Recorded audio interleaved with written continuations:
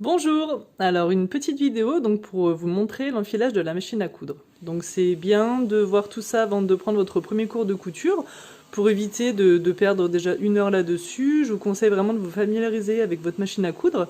Déjà de votre côté, de bien lire le manuel, car chaque machine est différente, bien qu'elles sont quand même un peu toutes pareilles. Du coup, alors là je vais vous expliquer donc pour l'enfilage. Donc déjà vous prenez un fil. Alors vous allez prendre le fil qui sera adapté au tissu que vous allez coudre, donc au niveau de l'épaisseur, tant au niveau de la couleur. Donc ce que vous pouvez même faire, sachant que pour coudre deux tissus ensemble, il vous faut donc un fil du dessus, ainsi qu'un fil sur le dessous, qui sera donc embobiné dans la canette, on va voir tout ça.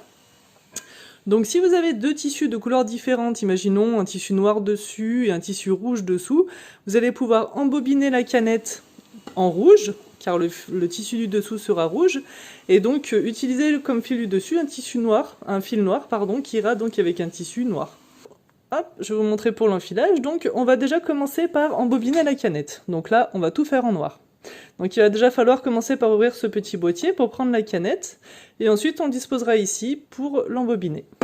Voilà, donc ici vous avez donc le boîtier, hop, où se trouve la canette. Donc je vais appuyer donc ici, sur ma machine à coudre, ça fonctionne comme ça. Généralement vous avez des indications qui vous montrent quand même où est-ce qu'il faut appuyer, comment s'en servir. Parfois il faut juste les déclipser comme ça, tout simplement. Ça dépend des machines. Donc encore une fois, je vous renvoie vers votre manuel pour être sûr de ne pas faire de bêtises et puis que tout aille bien.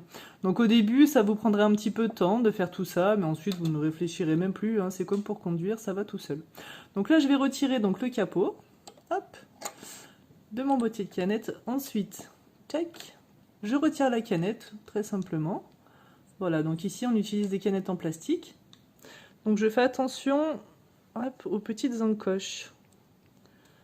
Tac, là, de ce côté-là. Donc vous voyez, il faut surtout pas mettre son fil de ce côté-là, comme ça, parce qu'après, du coup, en déroulant, il va s'accrocher dedans. Et on fait bien attention de positionner la bobine dans l'autre sens, comme ceci. Hop.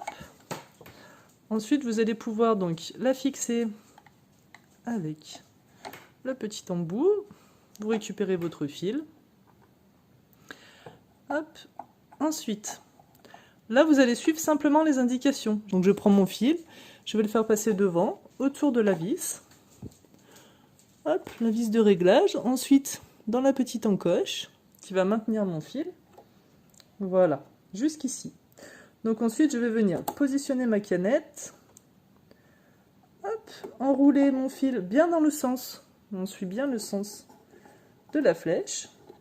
Donc sur ma machine à coudre, il y a un petit coupe-fil qui est intégré là. Paf, j'ai juste à passer le fil en fait sur le petit couteau. Donc sinon, vous le prenez, vous coupez tout simplement. Tout ça, voilà. Et là, ça se met en route tout seul. Donc sur ma machine, pas besoin du coup d'actionner la pédale, mais sur certaines machines, pour mettre l'embobinage en route, il va falloir actionner la pédale en fait. Ça c'est fait. Voilà, donc maintenant je vais pouvoir remettre en place du coup ma canette. Alors je vois qu'il y a des petites fibres là dans mon boîtier. Voilà, donc pas hésiter à nettoyer régulièrement parce que c'est vrai que ça fait vraiment beaucoup de poussière, le textile. Quand il est cousu, il fait vraiment beaucoup de peluche. Et ça, c'est des choses aussi qui peuvent entraver le fonctionnement de la machine à coudre. Donc vraiment pas hésiter à nettoyer régulièrement et à bien la graisser aussi. Donc je vous montrerai plus tard dans une autre vidéo bien pratique. Voilà. Alors donc vous prenez votre canette que vous venez d'embobiner avec le fil donc que je ne me trompe pas, voilà, qui va partir sur le haut vers la gauche. Donc dans ce sens-là. Tac. Donc vous le positionnez dans le boîtier. Là pareil, tout est indiqué. Donc j'ai une première encoche ici où je vais venir faire passer mon fil, je suis le sens de la flèche. Tac. Et là, numéro 3, je la fais redescendre par là et ressortir par cette encoche là. Donc voilà. Et là, j'ai un petit coupe-fil qui est intégré en fait à ce niveau-là. Donc vous ne l'avez pas forcément, mais ça c'est pas grave du tout. Hop. Le fil peut très bien ressortir là, c'est pas gênant du tout. Donc ensuite, je vais venir refermer le petit capot. Hop, alors là, toujours pareil, donc je vais reprendre ma bobine, qui est donc sur son emplacement sur le dessus et je vais suivre simplement les dessins. Donc là, comme on peut le voir, il y a cette petite encoche qui est représentée. Hop, voilà, donc je vais le faire passer par là.